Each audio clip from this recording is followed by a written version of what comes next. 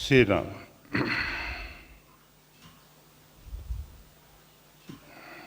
श्री राम परमात्माय नमः।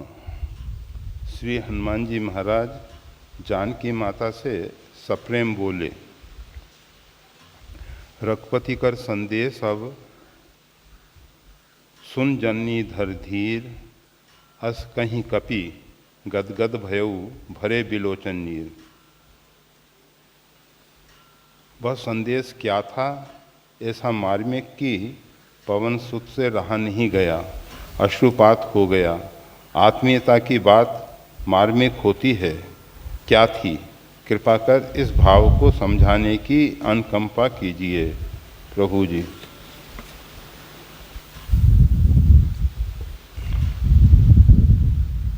रामचरितमानस के सुंदर कांड में यह प्रसंग पूरा दिया हुआ है। इसको अगर ध्यान से पढ़ते तो ये प्रश्न शायद नहीं बनता। रघुपति कर संदेश अब सुन जननी धर धीर, अस कहीं कपि गदगद भयो भरे बिलोचन नीर। जो संदेश है वो भगवान श्री राम ने श्यम कहऊ राम वियोग तब सीता, मोकों सकल भय विपरीता इत्यादि करके भगवान श्री राम ने उसका वर्णन स्वयं अपने मुख से किया है। प्रसंग इस प्रकार का है कि जब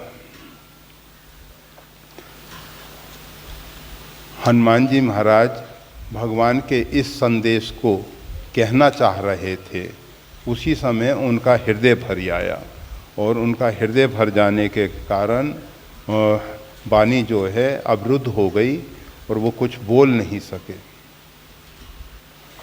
तो उस समय भगवान श्री राम ने स्वयं अपने को गुप्त रखते हुए, अपने को छिपाए रखते हुए वो संदेश स्वयं अपने मुख से वहाँ प्रकट किया है। उसमें रामचरितमानस में स्पष्ट है, कहऊ राम, राम जी ने कहा, वियोग तब सीता।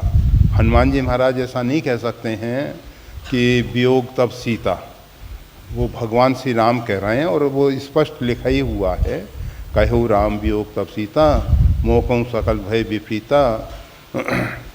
नूतन किसले जो कोमल कमल के पत्ते हैं और वो मेरे को अग्नि के समान दिखाई दे रहे हैं। और आदि आदि वो वर्णन, हमें पूरी चौपाइयाँ भी याद नहीं हैं। रामचरितमानस में वो सब चौपाइयाँ दी गई हैं। उसके बाद जानत प्रिया एक मन मोरा, सो मन सदा रहत तोई पाही, जान प्रीत रस एतनो माही। आगे भगवान श्री राम अपनी स्थिति का वर्णन करके कहते हैं, मेरे और आपके प्रेम को केवल मेरा मन जानता है और वो मन जो है आपके पास सदा रहता है। सो मन सदा रहत तो ही पाई, जान प्रीत रस एत नहीं माही। तो यहाँ तक ये जो संदेश है ये भगवान श्री राम ने स्वयं अपने श्री मुख से कहा है, परंतु वहाँ भगवान श्री राम प्रकट नहीं हुए हैं, केवल वाणी सुनाई दी है। और तो इस विषय में ज़्यादा चौपाइयाँ तो हमको अभी याद पूरी नहीं है, परंतु उसका अंतिम और प्रारंभ आपको बता दिया गया। कहऊ राम वियोग तब सीता, मोकों सकल भय विपरीता, नूतन किसले अनल समाना। वो सब पहले कभी सुंदरकांड पूरा कंठस्थ था, परंतु अब विस्मृति हो गई है, नहीं याद रहता है। श्री राम।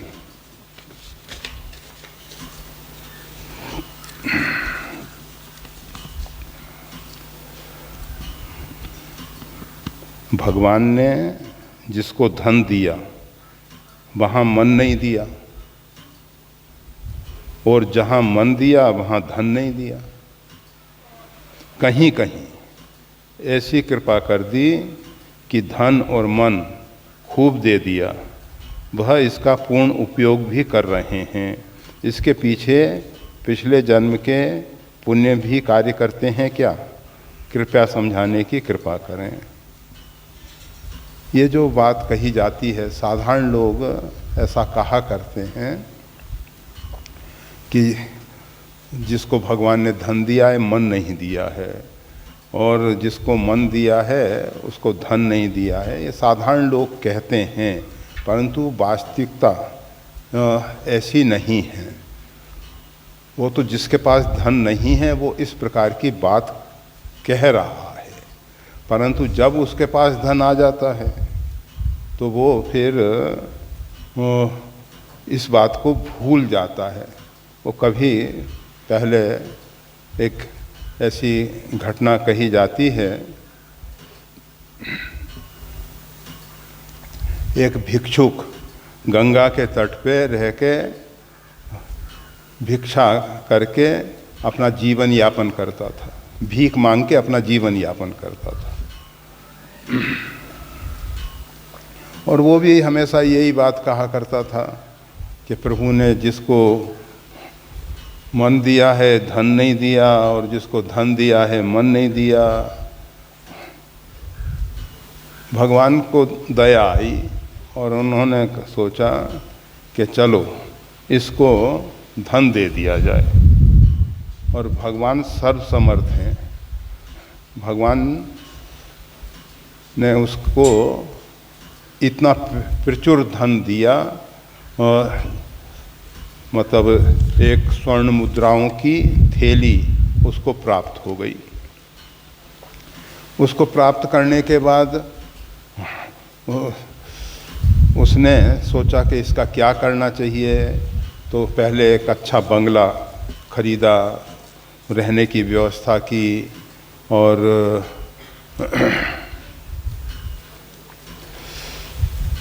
फिर उस धन से उसने व्यापार इत्यादि किया। व्यापार में भी उसको अच्छा लाभ हुआ, शादी विवाह हो गया, बच्चे हो गए, सब हो गया। अब उसके पास धन तो बहुत था, पैसा बहुत था। अब उसके पास कोई भी भिक्षुक आए तो उसको डांट फटकार के भगा दे। अब पहले वही कहता था कि जिसको भगवान ने मन दिया है उसको धन नहीं दिया। भगवान ने दिखा दिया कि देखो अब हमने तुमको धन दिया है, अब तुम क्या कर रहे हो, वो अपनी तरफ देखो। फिर भगवान तो बहुत दयालु हैं, बहुत दयालु हैं। उनको दया आई, उन्होंने सोचा कि अब इसकी बुद्धि को सुधारना चाहिए, और उसकी बुद्धि को सुधारने के लिए भगवान ने एक खेल रचा। उस खेल में भगवान उसके घर पे पहुँचे, और घर पे पहुँचने के बाद कहा सेठ जी कुछ आपसे याचना करने के लिए। कहा अभी हमारे पास कुछ नहीं है, समय नहीं है, जाओ जाओ भागो यहाँ से। भगवान ने कहा जैसी तुम्हारी इच्छा। भगवान का उसने इस प्रकार से तिरस्कार किया। तिरस्कार करने के उपरांत उसका एक नियम था, गंगा स्नान करने रोज जाता था। वो गंगा स्नान करने के लिए गया तो भगवान उसी सेठ का रूप बना के, भगवान तो सर्वसमर्थ हैं, उसका रूप बना के वहाँ उपस्थित हो गए। बच्चों ने कहा कि सेठ जी आज तो बहुत जल्दी आ गए। कहा कि कुछ व्यापार का ऐसा काम था जिसके कारण मेरे को जल्दी आ जाना पड़ा, परंतु मैं जब गंगा स्नान के लिए गया तो वहाँ मैंने देखा कि हमारी सकल सूरत का एक बहुरूपिया आ गया है, और वो बहुरूपिया जो है कहीं तुमको ठगे नहीं, इसलिए मैं जल्दी आ गया हूँ। अगर ऐसा कोई व्यक्ति यहाँ आए तो उसको तुम उचित दंड देना और उसको पुलिस थाने में ले जाके उसकी रिपोर्ट लिखवा देना। कहा ठीक है पिताजी, आपने बहुत अच्छा काम किया जो बता दिया। पिताजी अपने मतलब भगवान जगत पिता अपने कमरे में जाके विराजमान हो गए। अब वो सेठ गंगा स्नान करके निकला, देखा गाड़ी ड्राइवर कोई नहीं है। सोचा कि चाहे बच्चों को शायद स्कूल कॉलेज जाना होगा, इसके कारण गाड़ी लेकर ड्राइवर चला गया, मेरे को विलम्ब हो गया होगा। सेठ जी घर पे चलकर पहुँचे। अब चलकर पहुँचे तो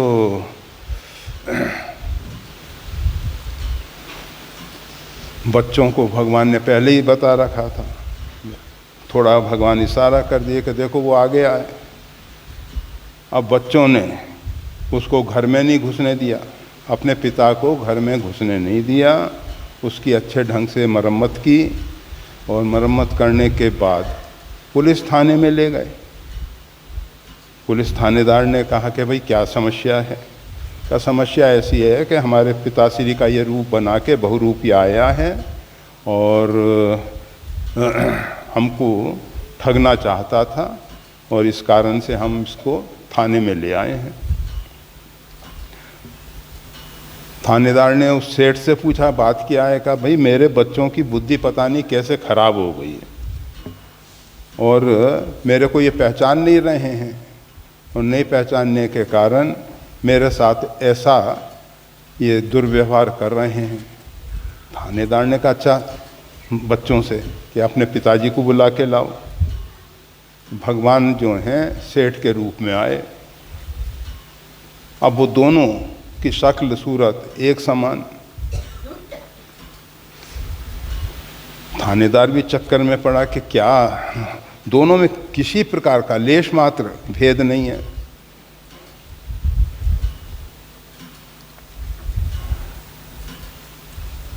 दोनों अपने आप को सही पिता बता रहे हैं कि असली पिता हम हैं, असली पिता हम हैं। थानेदार ने एक युक्ति सोची, घर की कुछ गुप्त बातें जो केवल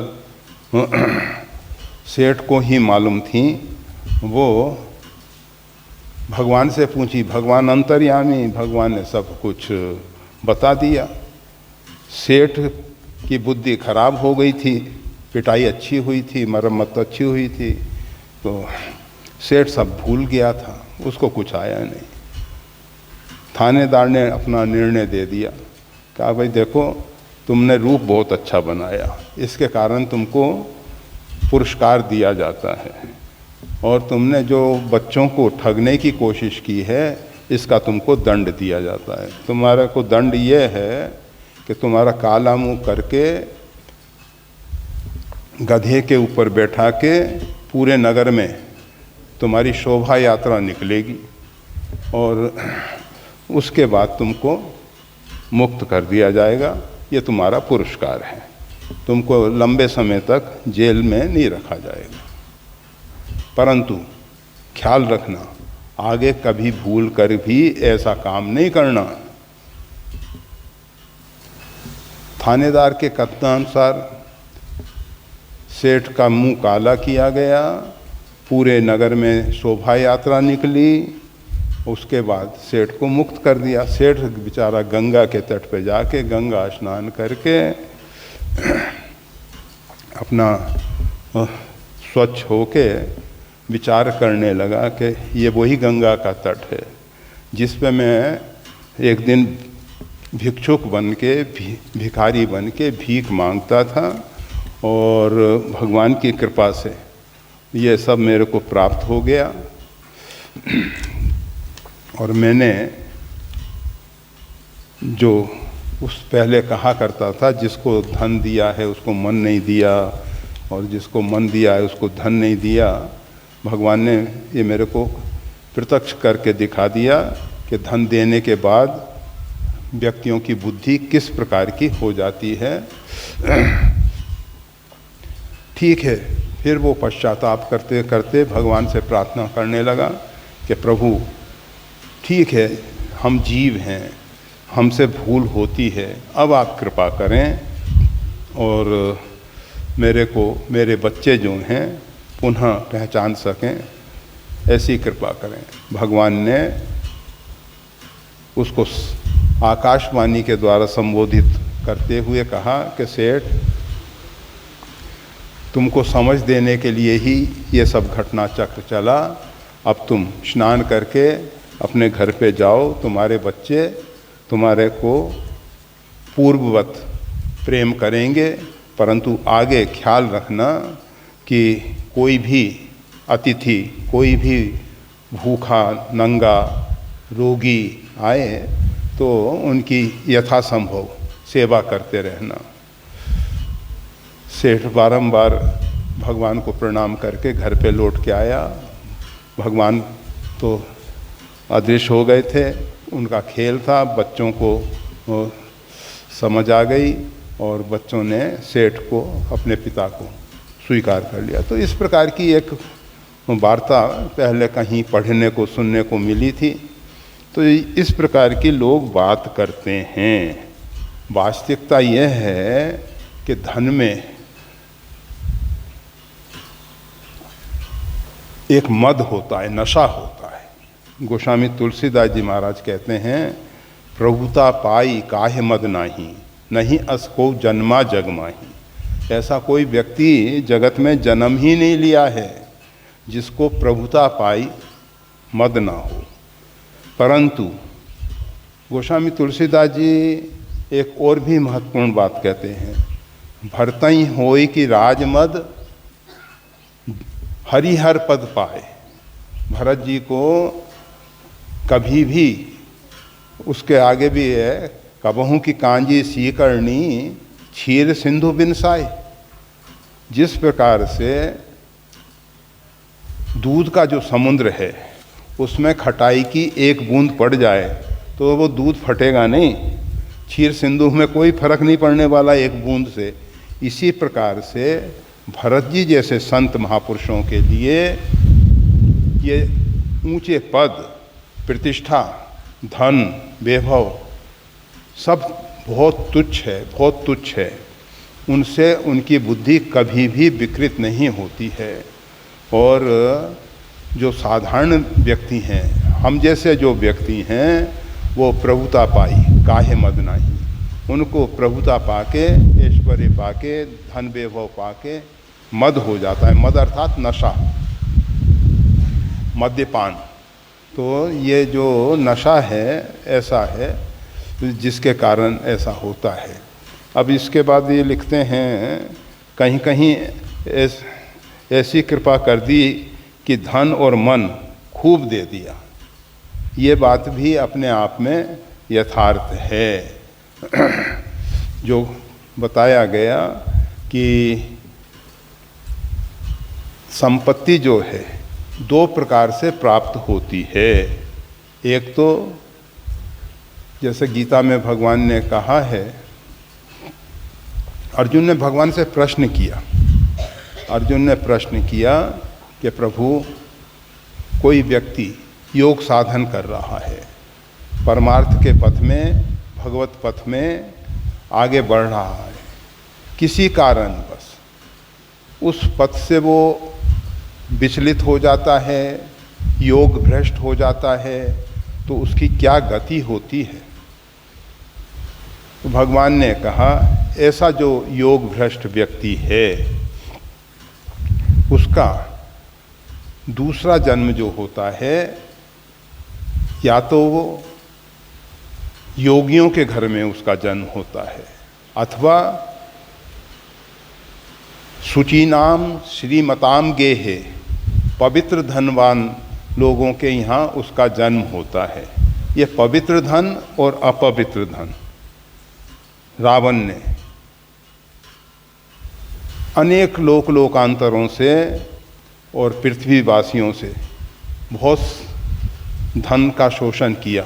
रावण चाहता था कि संसार का संपूर्ण धन, संपत्ति और सौंदर्य उसके पास हो और उसका वो भोक्ता हो।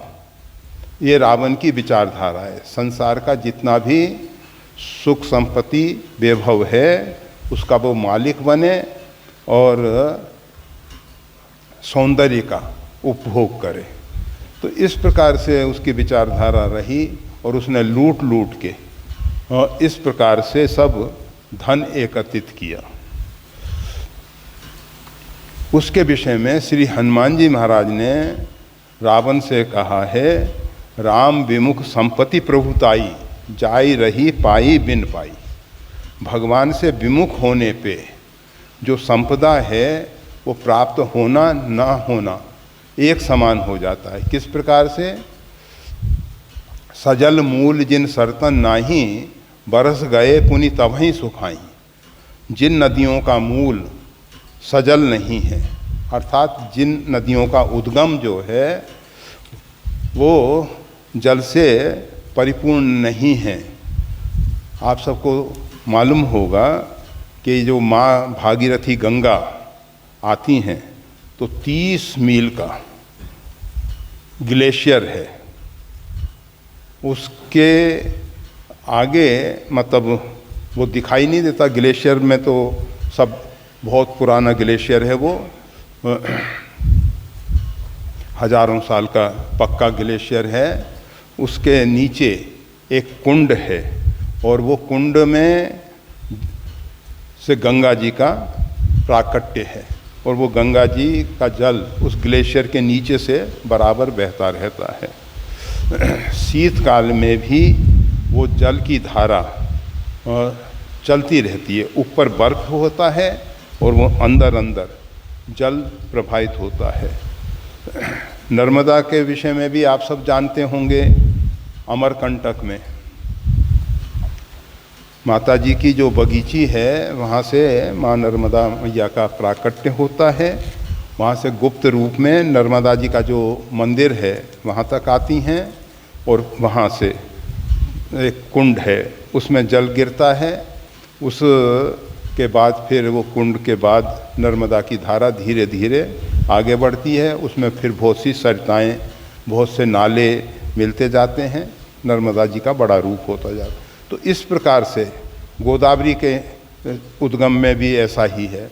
ऐसा जिन नदियों का उद्गम जल से परिपूर्ण है उनकी जो धारा है वो बराबर बहती रहती है और उसको हम सब जीवंत नदियों के रूप में मानते हैं। और जिन नदियों के मूल में इस प्रकार से जल नहीं है उनकी क्या स्थिति होती है? वर्षा के समय तो उनमें बहुत जल होता है, बहुत जल होता है। बरस गए पुनि तबहि सुखाई, और वर्षा ऋतु समाप्त हुई और सूख जाते हैं नाले। वर्षा के समय जब जल की आवश्यकता नहीं है किसान को या अन्य व्यक्तियों को, उस समय उनमें जल बहुत है, लोगों के लिए वो परेशानी देने वाला होता है। और जब आवश्यकता होती है जल की तो वो सूखी होती हैं। इसी प्रकार से राम विमुख संपत्ति प्रभुताई, भगवान से विमुख लोगों की जो संपदा है वो ना तो उनके काम में आती है ना किसी दूसरे के काम में आती है। उसका केवल लोगों को उत्पीड़न करने के लिए उपयोग होता है, लोगों को सताने के लिए, दुख देने के लिए उसका उपयोग होता है। तो ये और बस इतना समझ लेना चाहिए कि वो हम बता रहे थे जो भगवान ने कहा कि शुचि नाम श्रीमताम गे है, पवित्र धनवान लोगों के घर में जन्म होता है। तो पवित्र धनवान वही व्यक्ति हैं जो धन वैभव ऐश्वर्य पाकर भी उसको अपना नहीं मानते और उसको भगवान का मानते हैं और भगवान की सेवा में उसका पूरा पूरा सदुपयोग करते रहते हैं। ऐसे लोग जो हैं वो हैं शुचि नाम, पवित्र धनवान वाले। और वो जो योगियों के घर अथवा ऐसे पवित्र धनवान लोगों के यहाँ उसका जन्म होता है, जैसे सिद्धार्थ जिनका आगे चल के नाम हुआ गौतम बुद्ध। उनका जन्म का नाम सिद्धार्थ था और गौतमी उनकी माता का नाम है। और जब उनको बोध की प्राप्ति हो गई तो समाज ने उनको गौतम बुद्ध के नाम से पुकारा। तो ये जन्म से इनको धन इत्यादि, वैभव इत्यादि प्रचुर मात्रा में प्राप्त हुआ, परंतु उसमें निर्लिप्त भाव से रह के वैराग्य हुआ और वैराग्य होने के बाद परम सत्य की खोज में निकले और परम सत्य की प्राप्ति की। तो ये योग भ्रष्ट व्यक्ति का जो जन्म है वो पवित्र धनवान वालों के घर में होता है। तो ऐसे बहुत से लोग हैं, ऐसे कम लोग नहीं हैं, वैसे बहुत से लोग हैं जो प्रभुता पाई जाहि मद नाही, उनको धन ऐश्वर्य पद प्रतिष्ठा सब मिलती है, फिर भी उनको उसका नशा नहीं होता है और वो संपत्ति सब रघुपति के आही। जैसे भरत जी ने कहा कि संपत्ति जो है सब भगवान श्री राम की है, उसकी सुरक्षा करना हमारा दायित्व है, कर्तव्य है, परंतु उसको अपना मानना अपराध है। तो भरत जी जैसे संत, भरत जी जैसे भक्त संपत्ति को अपना नहीं मानते हैं। संपत्ति सब रघुपति के आही, भगवान श्री राम की संपत्ति है और भगवान ने कृपा करके उसका मैनेजमेंट करने के लिए, उसकी व्यवस्था करने के लिए हमको भेजा है, हमको रखा है, हमको उसकी सही व्यवस्था करनी चाहिए और उसको अपना मानना अपराध है, अपना मानना अपराध है और भगवान की संपत्ति का दुरुपयोग करना, उसकी सुरक्षा ना करना, उसमें साईं द्रोह का अपराध होता है। भरत जी ने कहा कि अगर ये भगवान की जो संपत्ति है इसकी हम सुरक्षा नहीं करेंगे तो हम स्वामी के द्रोह के अपराध में माने जाएंगे। इसलिए भगवान की संपत्ति की सुरक्षा के लिए भरत जी ने कुछ सही सेवक, जिनकी किसी भी परिस्थिति में बुद्धि विकृत नहीं हो, ऐसे सेवकों को अयोध्या में भगवान के कोष इत्यादि की रक्षा के लिए नियुक्त किया है और फिर चित्रकूट में भगवान को प्रार्थना करने के लिए, भगवान को उनका राज्य सौंपने के लिए श्री भरत जी जाते हैं। भरत जी के मन में एक ही विचार है कि भगवान तो राज के इच्छुक नहीं हैं, नाहिन राम राज के भूखे। भगवान श्री राम जो हैं राज के इच्छुक नहीं हैं, इसलिए राज उनके पास, उनकी सेवा में जाएगा। इसीलिए भरत जी जो हैं चतुरंगनी सेना और सब मंत्रीगणों को, गुरुजनों को साथ में लेके चित्रकूट पहुंचते हैं और वहां जाके वो उनकी जो आंतरिक भावना है, उनकी जो मानसिक भावना है वो यह थी कि वन में ही भगवान का राज्याभिषेक हो जाए और भगवान श्री राम राजा राम के रूप में अयोध्या में पधारें। परंतु भगवान श्री राम ने उनसे कहा कि देखो, हमारे पिताश्री को अपना देह प्यारा नहीं था, शरीर प्यारा नहीं था। उन्होंने अपने वचन का निर्वाह करते हुए मेरे को वन में जाने दिया और मेरे विरह में शरीर का त्याग कर दिया। इसलिए हमको अपने पिताश्री के वचन को पूरा करने के लिए पूरा कार्य करना चाहिए। और भरत जी से भी कहा कि पिताश्री ने आपको 14 वर्ष के लिए राज दिया है, 14 वर्ष के लिए वन में भेजा है हमको, तो इसलिए हम 14 वर्ष वन में रहेंगे, आप श्री अवध में निवास करें। भरत जी ने कहा कि प्रभु, राज आपका है, आप ही उसको संभालेंगे, हम आपकी चरण पादुकाओं को वहाँ स्थापित करके राजा के रूप में उनको रखेंगे और समय आने पर जब आप पुनः पधारेंगे तो आप अपना राज सिंहासन संभाल लीजिएगा। तो इस प्रकार से जो भगवान के परम भागवत हैं, परम प्रेमी हैं, वो सदा संपत्ति को भगवान की मानते हैं और उसका किसी भी प्रकार से अपने लिए उपयोग नहीं करते हैं। और आप सबको मालूम होना चाहिए, जो देवताओं की संपत्ति को, मंदिर मठों की संपत्ति को अपना मान लेते हैं और या अपने उपयोग में लेने लग जाते हैं, और उनकी फिर दुर्दशा होती है।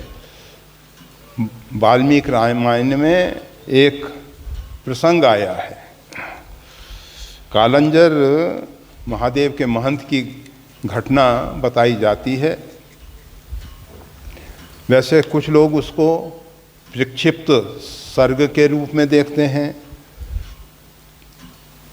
वाल्मीकि रामायण के अंदर भगवान श्री राम जब राज सिंहासन पर विराजमान थे तो उनकी सभा में एक कुत्ता आया। कुत्ता राजसभा में प्रवेश नहीं कर सकता था। बाहर द्वारपाल खड़े थे, उनसे निवेदन किया कि हमारी एक फरियाद है, हमारी एक शिकायत है, हमारी एक समस्या है, भगवान श्री राम के सामने हम अपनी समस्या रखना चाहते हैं, भगवान श्री राम उसका समाधान करें। द्वारपाल ने जाके भगवान को संदेश दिया। भगवान ने कहा ठीक है, उस कुत्ते को इज्जत के साथ, आदर के साथ, सम्मान पूर्वक ले आओ। कुत्ते को भगवान के दरबार में हाजिर किया गया। भगवान ने पूछा कि भाई क्या समस्या है तुम्हारी। गोस्वामी तुलसीदास जी ने भी उल्लेख किया है इस घटना का। वो कहते हैं कि भगवान श्री राम के राज में मतलब कुत्ते जैसे जीव का भी सुनवाई होती थी। वैसे तो वहाँ फरियादी दूसरे कोई तो होते ही नहीं थे, परंतु जैसे इस कुत्ते वाली घटना कही गई है, तो वो भगवान श्री राम के दरबार में जब कुत्ता पहुँचा उसका सम्मान हुआ। भगवान ने पूछा बोलो तुम्हारी क्या समस्या है। कहा मेरे को एक सन्यासी महात्मा ने अकारण डंडे से मारा, देखो मेरी गर्दन, मेरे सिर पे चोट लगी हुई है। भगवान श्री राम ने सन्यासी महात्मा को हाजिर किया, बुलवाया, वो उपस्थित हुए। पूछा कि भाई बोलो इस कुत्ते को आपने क्यों मारा। कहा कि हम भिक्षा के लिए जाते हैं और हम भिक्षा के लिए जाते हैं, हमको देख के भौंकता है। हमको सवेरे सवेरे भिक्षा के लिए जाएं और ये कुत्ता भौंके, हमको गुस्सा आया, हमने डंडे से इसके सिर पे प्रहार कर दिया। भगवान ने कुत्ते से कहा बोलो इसके विषय में तुम क्या कहना चाहते हो। कुत्ते ने कहा महाराज हम जिस गृह स्वामी का अन्न खाते हैं उसके द्वार पे रहते हैं, कोई भी ऐसा अपरिचित व्यक्ति निकलता है तो हम भौंक के उस गृह स्वामी को सावधान कर देते हैं कि अमुक प्रकार का व्यक्ति जा रहा है। ये रहे सन्यासी महात्मा, इनके हृदय में तो दया होनी चाहिए, करुणा होनी चाहिए, इनके हृदय में क्रोध नहीं होना चाहिए था। फिर दूसरी बात, सुबह सुबह भिक्षा की इनको क्या ज़रूरत है। सुबह अपना नित्य नियम करें, भजन साधन करें, भोजन का समय जब हो जाए मध्याह्न में तब भिक्षा के लिए जाएं। वैसे पुराणों में सन्यासी के लिए भिक्षा के लिए मध्याह्न में जाने का विधान है, लिखा गया है कि सन्यासी उस समय भिक्षा के लिए जाए जब परिवार वाले लोग भोजन कर चुके हों, पहले नहीं जाए, उसके बाद जाए। और गृहस्थों को चाहिए कि अतिथि के लिए, सन्यासी के लिए भोजन करने से पूर्व पवित्र भोजन उनके लिए निकाल के अलग रख दें और जब वो आएँ तो उनकी सेवा में वो समर्पित कर दिया जाए। परंतु ये व्यवस्थाएं अब भंग हो चुकी हैं, इसीलिए अब सन्यासी महात्मा भिक्षा के लिए नहीं जाते। पहले भिक्षा का अन्न श्रेष्ठ मानते थे और भोजन भिक्षा के लिए जब सब भोजन कर चुके हैं उसके बाद जाते थे वो, और अपने आश्रम पे भोजन की व्यवस्था इसलिए नहीं रखते थे कि हमारा मन जो है नाना प्रकार के स्वादिष्ट भोजन बनाने की इच्छा करेगा। इससे अच्छा है कि जो भिक्षा में अन्न मिल जाए उसका सेवन करें। कुछ समय तक ये व्यवस्था ढंग से चलती रही। फिर संतों के मन में विचार आया, ये भोजन जो बनाया जाता है ये बनाने वालों का भी उस पर असर होता है, इसलिए सीधा सामान मतलब अग्नि पे बिना पका हुआ जो सामग्री है वो भिक्षा में लाते थे और फिर उसको पवित्रता पूर्वक भगवान के लिए नैवेद्य तैयार करते थे, भगवान को समर्पित करते थे, फिर प्रसाद पाते थे। अभी भी संत समाज में ये व्यवस्था चालू है। तो ये कुत्ता कह रहा है कि ये सन्यासी महात्मा है, इनको चाहिए कि जब गृहस्थ भोजन कर चुके हैं उसके बाद भिक्षा के लिए, ये प्रातःकाली भिक्षा के लिए क्यों जाते हैं? फिर प्राणी मात्र पे दया होनी चाहिए, सर्वभूत हिते रतः, वो भी इनमें नहीं है। और अकारण दंड प्रहार किया। भगवान ने कहा कुत्ता सही कह रहा है, इस कुत्ते के अनुसार इन सन्यासी महात्मा को दंड मिलना चाहिए। परंतु भगवान श्री राम ने कहा कि देखो, राजा का अधिकार सन्यासी साधुओं को दंड देने का नहीं है, हम इनको दंड नहीं दे सकते हैं, साधु समाज में ही इनका निर्णय होना चाहिए। कुत्ते से पूछा आप चाहते क्या हो, इनको कौन सा दंड दिया जाए? कुत्ते ने कहा कि इनको कालंजर महादेव का महंत बना दिया जाए और हाथी पे बैठा के पूरे नगर में इनकी शोभा यात्रा निकाली जाए कि इनको महंत पद पे अभिषिक्त कर दिया गया है।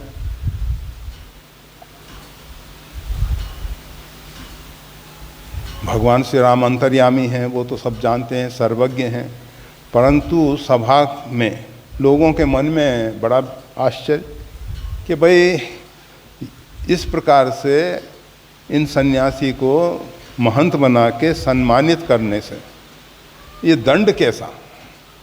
तो कुत्ते से पुनः प्रश्न किया गया कि भाई इस प्रकार से इन सन्यासी महात्मा को कालंजर महादेव का महंत बना देने से और इनको सम्मान पूर्वक शोभा यात्रा निकालने से क्या होगा?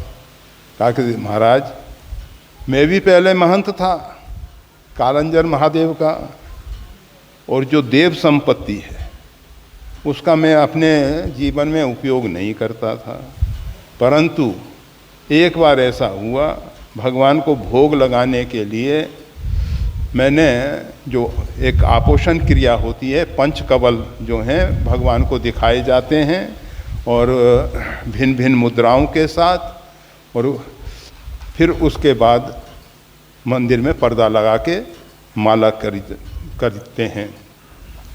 तो मैंने भोग लगाया और उसका जो घी है, और सर्दी का मौसम था, मेरे हाथ में लगा रह गया। मैंने हाथ धो लिया, परंतु वो हाथ में घी तो रह गया। जब मैं भोजन करने के लिए बैठा तो वो घी मेरे भोजन में आ गया और वो मेरे अंदर गया, और उसके परिणाम स्वरूप मेरे को इस प्रकार से एक कुत्ता बनना पड़ा। अब ये तो लोभी महात्मा है, ये जो सन्यासी महात्मा है ये तो बहुत लोभी है, ये तो सब देव संपत्ति को हड़प जाएगा, और जब ये देव संपत्ति को हड़प जाएगा तो इसकी दुर्दशा होने वाली है मेरे जैसी ही। तो इसलिए आप कृपा करके इनको महंत बना दो। हमारे साधु समाज में कहा जाता है, महंत महावत कानून को इनकी गति कभी ना हो। गौमंत जी तो ऐसा कहा जाता है। परंतु अगर कोई व्यक्ति महंत बनने के बाद भी संपत्ति सब रघुपति के यहाँ ही, संपत्ति को अपनी नहीं मान के उसका उपयोग उपभोग नहीं करते हैं अपने लिए, तो उनकी दुर्गति नहीं होती है। और बस इसमें तो जो प्रश्न में तो इतना ही था कि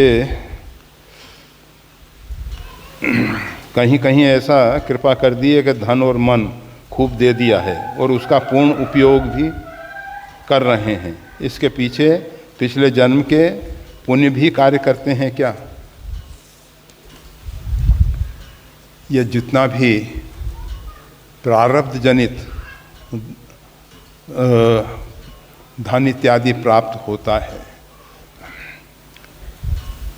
उसमें प्राप्ति का साधन क्या है वो एक महत्वपूर्ण है। हम हमेशा कहते हैं प्रारब्ध जो है बीज रूप में प्राप्त होता है, पुरुषार्थ रूपी भूमि में प्रारब्ध रूपी बीज विकसित होता है, और अगर हम सत्कर्मों के द्वारा न्यायपूर्वक धन उपार्जन करते हैं तो वो धन हमारे लिए, हमारे परिवार के लिए, बच्चों के लिए, सबके लिए कल्याणकारी होगा। और अगर हम उसको अन्यायपूर्वक उपार्जित करते हैं और उसका उपयोग भले ही हम सत्कर्मों में कर रहे हैं तो भी वो गलत है। हमको उपार्जन भी सही ढंग से करना चाहिए और उपयोग भी सही ढंग से करना चाहिए। जय श्री राम। बस इतना ही प्रश्न